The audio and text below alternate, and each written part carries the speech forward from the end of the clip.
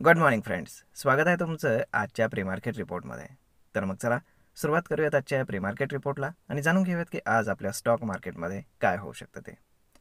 त्याआधी तुम्ही जर चॅनलवरती नवीन असाल तर चॅनलला सबस्क्राईब करायला बिलकुल विसरू नका आणि डिस्क्रिप्शनमध्ये लिंक आहे त्यावरती क्लिक करून आपले डीमॅट अकाउंट देखील ओपन करायला विसरू नका.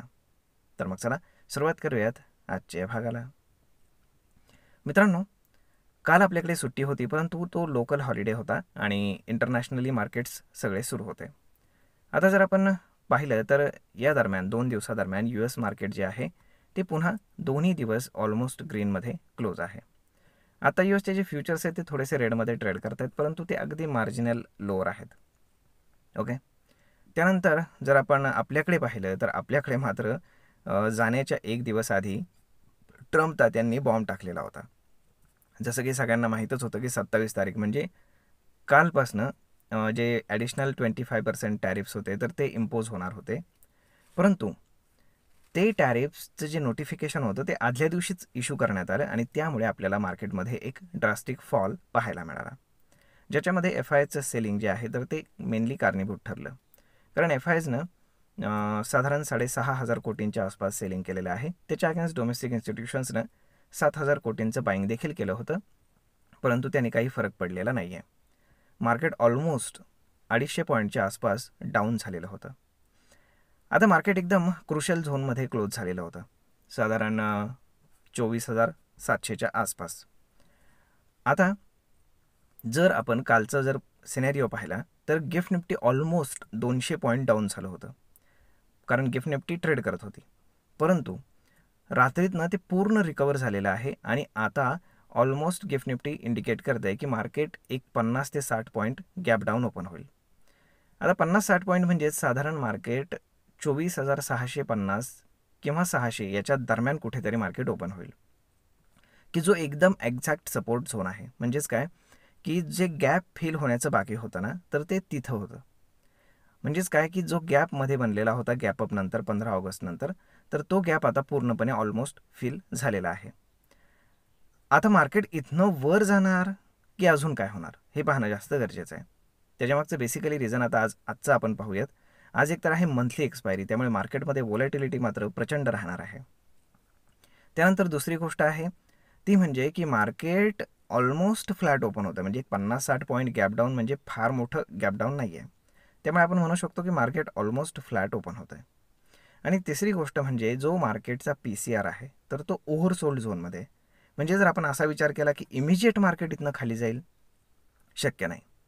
हां, मार्केट जर वर येऊन साधारण 24,850 वगैरे या लेवलवरनं जर समजा पुन्हा रिजेक्शन घेतलं मार्केटनं, तर PCR थोडासा आपण काय म्हणतो की बाउन्स बॅक होईल आणि त्यानंतर मार्केट जर खाली गेलं आणि जर साधारण 600च्या आसपासचा जो सपोर्ट आहे तो जर मार्केटनं ब्रेक केला, 600 इन द सेन्स आत्ताचा जो बेसिक जिथे ओपन होईल तोच लो आपण पकडूयात, तर तो जर ब्रेक केला तर मार्केटमध्ये एक ड्रास्टिक फॉल आपल्याला पाहायला मिळू शकतो, की ज्याची लेवल येते साधारण 24,350च्या आसपास. ओके. आता यामुळे काय आहे की मार्केटमध्ये एक डेंट जो झालेला आहे तर तो कसा भरून निघणार, काय होणार हे पाहणं जास्त गरजेचं आहे.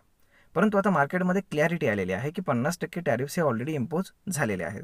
मग यामुळे जे जे सेक्टर्स अफेक्ट होतील, टेक्स्टाईल असेल, ज्वेलरी असेल, तर ऑटो कंपोनंट्स असतील, तर हे सोडून बाकीचे मार्केट जे आहे ते स्टेबल व्हायला सुरुवात होईल, हे लक्षात घ्या. आता जसं आपण काय म्हणतो की काही गोष्टी चांगल्या घडतात, काही गोष्टी वाईट घडतात, तसंच झालेलं आहे. ट्रम्पने जरी अनाऊन्स केलेलं असलं तरी ट्रम्पच्याच प्रशासनातले एक जे मंत्री आहेत तर त्यांनी कालच स्टेटमेंट दिलेलं आहे की at the end of the day Bharat आणि US हे एकत्रच येतील. म्हणजेच काय की त्यांनी सरळ सरळ इंडिकेशन दिलेलं आहे की हे टॅरिफ्स पुढे काढले जातील आणि त्यानंतर काय असेल ती डील वगैरे होईल. मे बी आतल्या हातून सगळ्या गोष्टी अजून काय आपण म्हणतो की डील किंवा त्यानंतर फायनलायझेशन, बऱ्याचशा गोष्टी डील्स वगैरे चालू असेल, परंतु ते बाहेर येत नाही आहे, हे लक्षात घ्या. परंतु USला सुद्धा भारताची गरज आहे आणि भारतालाही USची गरज आहे, हे आपण लक्षात ठेवायला हवं. आता स्टॉक स्पेसिफिक जर आपण पाहिलं तर उद्या रिलायन्सची AGM आहे शुक्रवारी दुपारी 2 वाजता ड्युरिंग द मार्केट. आणि ती AGM फार महत्त्वाची आहे कारण रिलायन्स जिओचा IPOची घोषणा होण्याची फार मोठी शक्यता आहे. त्यामुळे रिलायन्स तर साहजिकच आहे सरेंडर करू शकत नाही. आणि रिलायन्स एकदम क्रुशियल झोनवर आहे, म्हणजेच 200 डे मूव्हिंग ॲव्हरेजपासून हार्डली 20-30 रुपयावरती आहे. ओके, त्यामुळे ही गोष्ट नेहमी लक्षात ठेवा की उद्या रिलायन्सची EGM दुपारी 2 वाजता होईपर्यंत मार्केटही सरेंडर करणार नाही आणि रिलायन्सही सरेंडर करणार नाही, कारण रिलायन्सचे वेटेज सगळ्यात जास्त आहे मार्केटमध्ये. ओके, आता सगळ्यात महत्त्वाची गोष्ट काय माहिती आहे का, की जर जे एक्सपेक्टेड आहे रिलायन्सच्या EGMमध्ये त्यातलं जर काहीच घडलं नाही आणि सगळ्या निगेटिव्ह गोष्टी जर रिलायन्सच्या EGMमधनं बाहेर आल्या किंवा कुठलीच पॉझिटिव्ह गोष्ट आली नाही, तर रिलायन्सचा स्टॉक जो आहे तर तो ब्रेकडाऊन करू शकतो, कारण तो ऑलरेडी क्रुशियल झोनला आलेला आहे.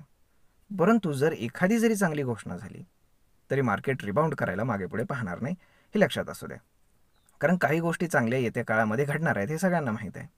जसं की 3-4 तारखेला येणाऱ्या नेक्स्ट मंथमध्ये GST काउन्सिलची मीटिंग आहे आणि त्यामध्ये ऑलरेडी पंतप्रधानांनी सांगितलेलं आहे की GSTचे 2 स्लॅब्स जाणार आहेत आणि 2च स्लॅब्स राहणार आहेत आणि त्याच्यामध्ये बरेचसे प्रॉडक्ट्स इकडे तिकडे केले जातील.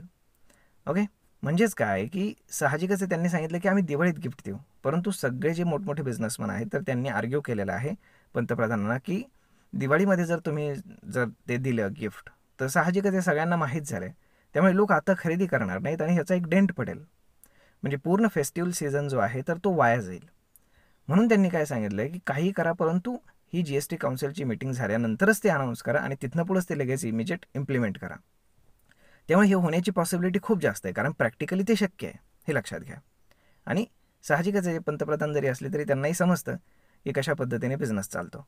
त्यामुळे घोषणा दिवाळीमध्ये नाही तर त्याच्या आधीच होणार आहे, हे लक्षात ठेवा, मोस्ट प्रोबॅबली.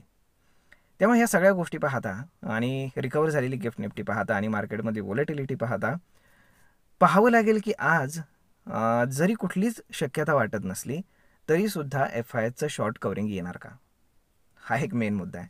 कारण जेव्हा कुणालाच आपण काय म्हणतो की कुठलीच शक्यता वाटत नसते तेव्हाच मार्केटमध्ये रिकव्हरी येत असते, हे लक्षात ठेवा. कारण सगळ्यांना जर माहीत असेल मार्केटवर जाणार आहे तर सगळेच पैसे कमवतील आणि ज्याला कमवायचे तो कसा कमवेल मग.